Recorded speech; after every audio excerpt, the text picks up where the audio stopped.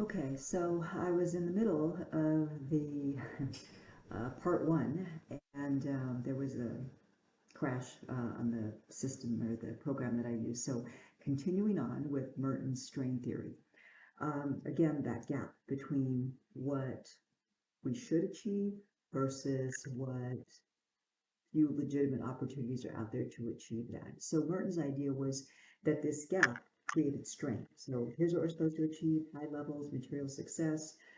Here are the fewer legitimate opportunities to do that. There's a gap that creates strength. Burton then posited that there are five possible responses once people realize or are aware that they're maybe not going to make it to those levels. And so here's how people deal with the strength. We'll go with this cool little graphic here. You see the institutionalized means that up at the top. What he means by that, what Merton meant by that are, um, as I said, the nice car, the nice job, going to college, doing all the things that society says that you should do in order to achieve the high levels of success.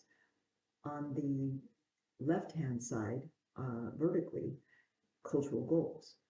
These are the things that or sorry, got that mixed up. The cultural goals are all the things we're supposed to want, right? The nice car, et cetera, et cetera. The institutionalized means are the ways that are available to us to actually achieve those goals. So going to school, working hard, doing networking, et cetera. Maybe join professional organizations, all of that, getting a mentor. What Merton argued then is once the people will react to the strain that is created by what we're supposed to achieve and the few legitimate opportunities to do. When we experience that strain, what Merton argued is that one of these five responses are what most people will exhibit. So, for people who accept the cultural goals for material success and they accept the institutionalized means for how to achieve it, he argued those are people who engage in conformity. They are conformists.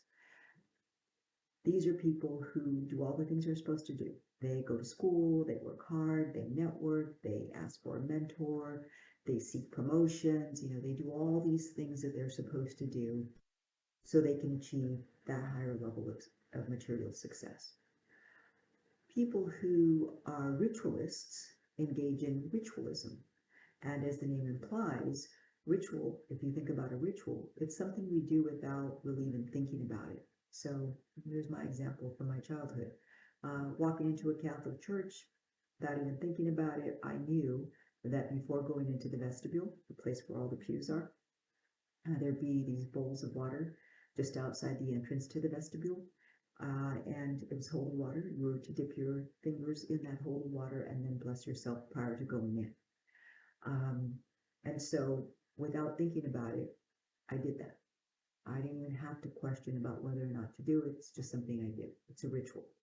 So when you think about ritualism here, what Merton argued is that people who accept the cultural goals, accept the institutionalized needs, they accept that they should pay their bills and send their kids to school and go to school themselves. They accept that.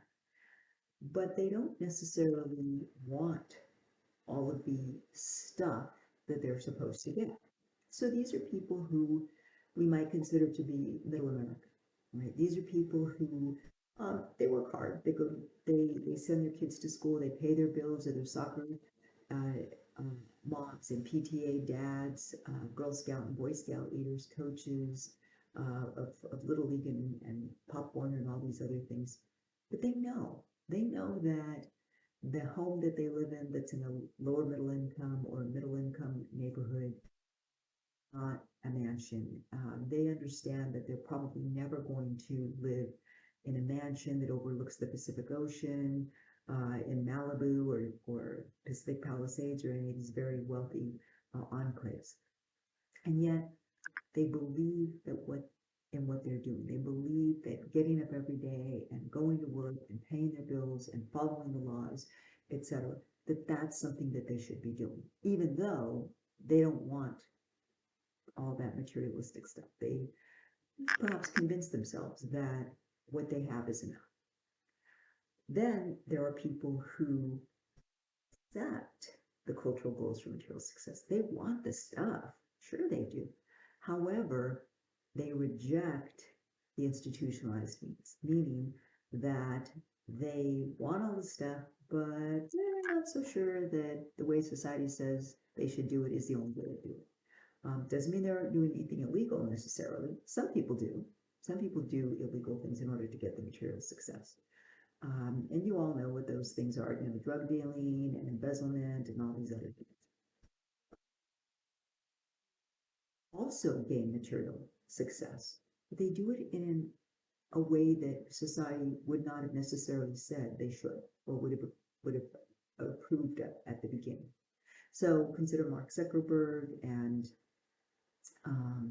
not only Mark Zuckerberg, but also Bill Gates and Steve Jobs and Steve Wozniak and anybody else who was in college and came up with a really good idea, perhaps along with someone else, as many of these individuals did.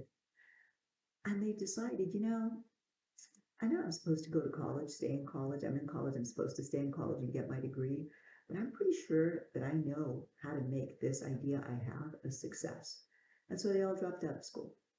And you can be pretty sure that when Mark Zuckerberg told his parents he was dropping out of Harvard to pursue this social networking idea that he had, that we now know as Facebook, and even larger than that is the umbrella, Meta. His parents probably weren't happy about that. Probably neither were the parents of Steve Jobs or Bill Gates and the others who dropped out of places like MIT and Harvard and other top-notch prestigious colleges like this. Parents probably weren't happy. Probably their professors and friends thought they were big dummies for dropping out of school. I mean, here you are in a prestigious college. Why wouldn't you just finish and then go and work on your idea? And yet all these individuals are now not, if not billionaires, at least multimillionaires. And so they did things differently than what society said they should have done. Doesn't mean they did it illegally, although there are, of course, people who do things illegally too in order to get this material success. Then there are the retreatists. These are people who reject the cultural goals, they reject the institutionalized means, they just don't want to have anything to do with any of this stuff. Right? They just don't want to be bothered with what they might consider the rat race that the rest of us are in. They don't want to have to vie for promotions and do networking and get a mentor and go to school. And they just want to do their thing, whatever that thing might be. So they retreat. They retreat from society. Doesn't mean that they don't live among us. They likely do. But they're people who largely keep to themselves and don't necessarily engage with a lot of the things that most of us do in our pursuit for material success. And then there are the rebels. And the rebels are interesting because they have their own goals for success. And it may not be material success, it's just their goals for success. And they have created their own means for how to achieve that success. And one group that from the past we could maybe put in this category were what we now call hippies. These were people who didn't want to be like their parents. They thought the establishment represented the old school, their parents. And so many hippies joined communes, went and lived on undeveloped land and built some shelter and lived together, ate together, grew vegetables together, raised farm animals together. Most of those people eventually left though and became part of the establishment, like their parents. But at least temporarily, they had this idea that they could do things differently. Today, a group that I can think of that maybe we could put in this category are people who are adherents to something called FIRE. And FIRE stands for Financial Independence, Retire Early. These are people who have decided that they want to retire on their own terms. They don't want to have to wait until 55 or 60 or 65. And so they create ways that they can save money and invest that money and then be able to quit their jobs and do something they really want to do, or to work only part-time, or to go travel the world, or to do any number of other things. So maybe we could put those people in that category. So I want to focus now on conflict theory. Conflict theorists, remember, they are focused on power, who has it, how do those people use it, how do they advantage themselves, and how does that disadvantage others. And of course, conflict theorists believe that the way that laws are created by the people who have the power usually means that the people who have the power are advantaged and the people who don't have the power are disadvantaged, and that rules are often unequally applied, so that people who have the power and the resources and the wealth have an advantage, say within the criminal justice system, over those who don't. So I want you to consider this situation. I want you to consider how the young man went and opened fire in a school in Uvalde, Texas, back in May of 2022. Killed 19 children and 2 school teachers. And the local law enforcement took a very long time, over an hour, to actually go into the building and confront him. The young man eventually.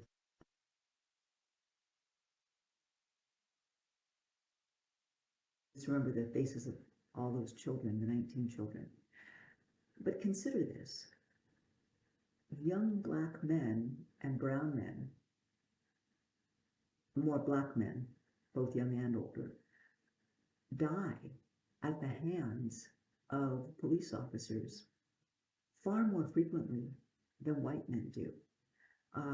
And, one could say, well, some of these may be justified, etc. True. Some of them may be justified.